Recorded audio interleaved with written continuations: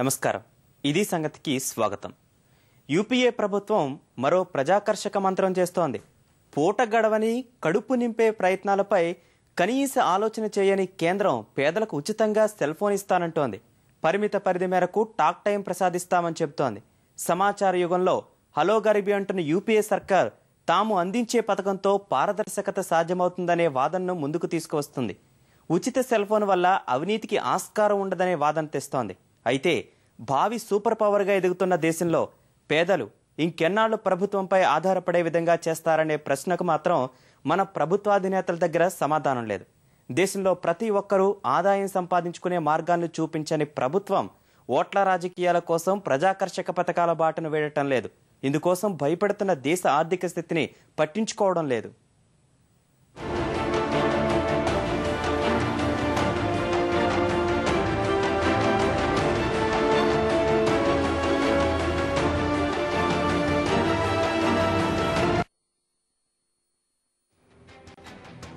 తొమ్మిది శాతానికి పైగా వృద్ధి రేటు సాధిస్తామనే ప్రకటన నిన్నటి యూపీఏ ప్రగతి నినాదం. ప్రధాని మన్మోహన్ సింగ్ నుంచి ప్రణాళికా సంఘం ఉపాధ్యక్షుడు మాంటెంగ్ సింగ్ అహ్లూవాలియా వరకు ప్రతి ఒక్కరూ ఈ జపం చేసిన వారే. అయితే ఆర్థిక మాంద్యం ఛాయలు భారత్ పైన ప్రభావం చూపడంతో గత ఏడాది దేశీయ స్థూల జాతీయోత్పత్తి జీడీపీ 6.5 శాతానికి చేరి 9 ఏళ్ల కనిష్ట స్థాయికి పడిపోయింది. 4 నెలల్లో 3 నెలలు పారిశ్రామికోత్పత్తి మైనస్లలో సాగింది. రూపాయి బలహీనపడిపోతూ బెంబేలెత్తిస్తోంది. ఈ పరిస్థితి నియంత్రణలో భాగంగా కఠిన చర్యలు తీసుకోవడానికి వెనకాడుతున్న ప్రభుత్వ పెద్దలు లక్ష్యాల్ని సవరించుకున్నారు. తమ అంచనాలు సాధ్యం కాబోవని సెలవిస్తున్నారు. ఈ ఏడాది దేశ వృద్ధి రేటు 6.5 శాతం పైన ఉంటుందని ప్రధాని మన్మోహన్ సింగ్ చెప్పుకొచ్చారు. పరిస్థితులు అంత ఆశాజనకంగా లేవు. వ్యవసాయం, పారిశ్రామిక రంగాలు క్షీణిస్తున్నాయి. ద్రవ్యోల్బణం నియంత్రణలోకి రావడం లేదు. ఒకవేళ వృద్ధి రేటు కనుక 6 శాతం కంటే దిగువకు పడిపోతే 10 లక్షల మంది ఉపాధి అవకాశాలపై దెబ్బపడుతుంది. ఇంతటి దారుణ పరిస్థితుల్ని చక్కదిద్దే ప్రయత్నం చెయ్యని కేంద్రం ఉచిత వరాలు ప్రకటిస్తానంటోంది.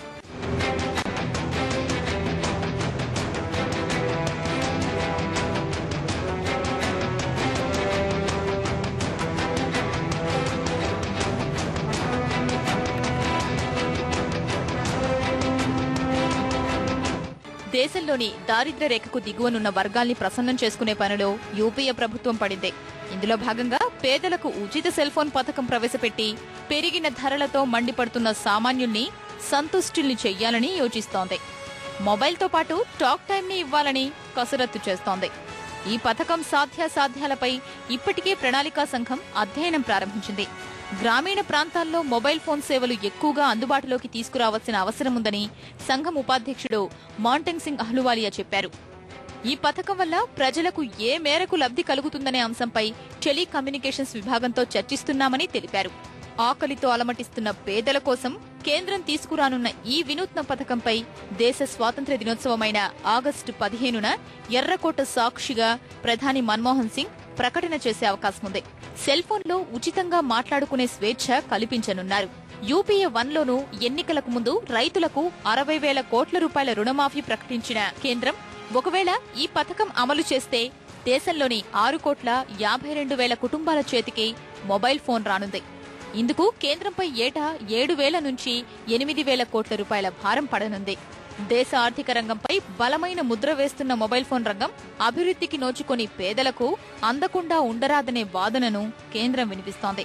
సెల్ ఫోన్ చేతిలో ఉంటే పేదల జీవిత రేఖ మారిపోయే అవకాశం ఉంటుందని లెక్కలు వేస్తోంది.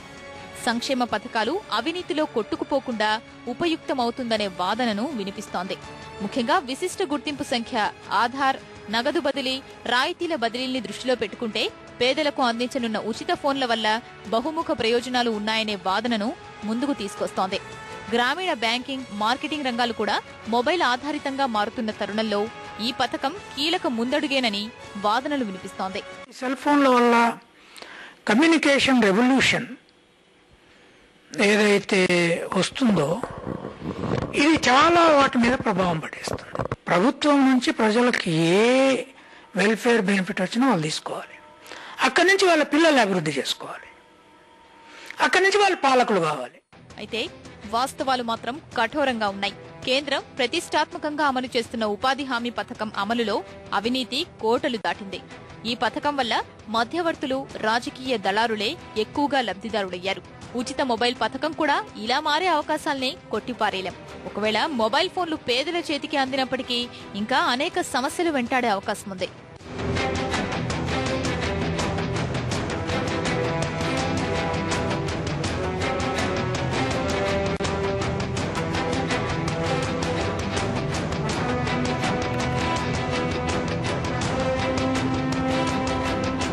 సాధారణంగా పట్టణాల్లోనే ఊరి చివరకు వెళితే సిగ్నల్ అందని టెలిఫోన్ వ్యవస్థ మనదే. అలాంటిది గ్రామీణ భారతమంతా ఈ పథకం వల్ల ఎలా లబ్ధి పొందుతుందనేది ప్రశ్నార్థకంగా మారింది. ఇక దేశంలోని 3వ వంతు ప్రజలకు ఇప్పటికీ విద్యుత్ సౌకర్యం లేదు. ఇలాంటప్పుడు కేంద్రమిస్తున్న మొబైల్ ఫోన్ల ఛార్జింగ్ కి అవసరమైన కరెంట్ ని ఎవరు సరఫరా చేస్తారో అర్థం కాని సమస్య.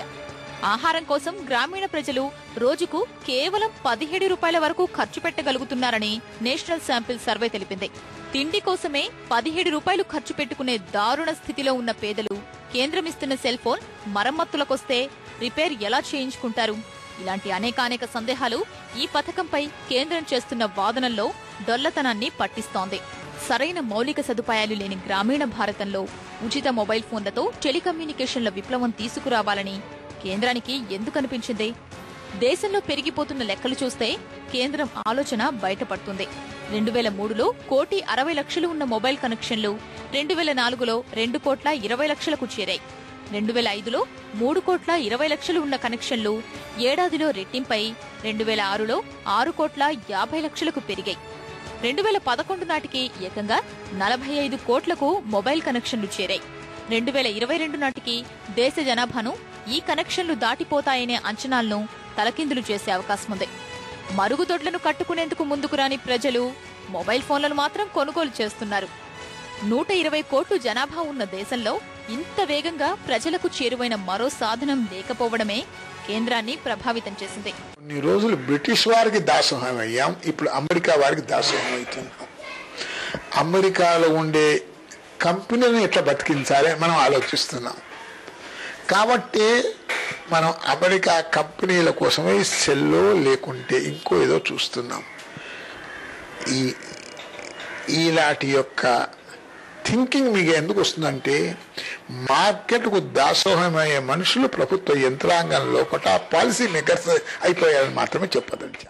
హఠాత్తుగా యూపీఏ ప్రభుత్వం ఈ ఆలోచన చేయడానికి చాలా కారణాలే ఉన్నాయి. అవినీతి ఆరోపణలకు సమాధానం చెప్పుకోలేని పరిస్థితుల్లో కేంద్రం చిక్కుకుంది. 2G స్పెక్ట్రం నుంచి కామన్వెల్త్ కుంభకోణం వరకు వేల కోట్ల రూపాయల ప్రజాధనం లూటీ అయిందనే ఆరోపణల్ని ధీటుగా ఎదుర్కోలేకపోయింది. 2G స్పెక్ట్రంని మించిన కుంభకోణం బొగ్గు క్షేత్రాల కేటాయింపుల్లో జరిగిందని, ఇందుకు అనుమతిచ్చిన ప్రధాని మన్మోహన్ సింగే బాధ్యత వహించాలని విపక్షాలు సహా అన్నా హజారే బృందం డిమాండ్ చేశాయి.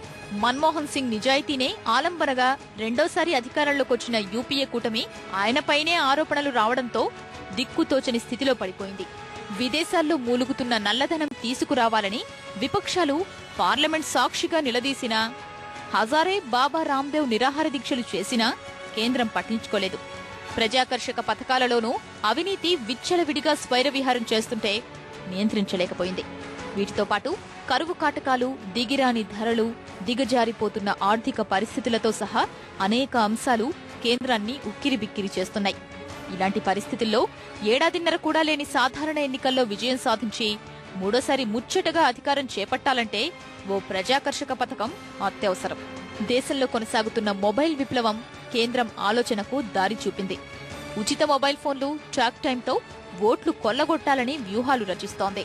आज देश में 60 करोड़ लोग गरीबी रेखा के नीचे हैं, तो सरकार उनको आज लोग भूख से मर रहे हैं, तो उनकी भूख मिटाने की जगह सरकार उनके कमजोर हाथ में मोबाइल का बोझ डालना चाह रही है।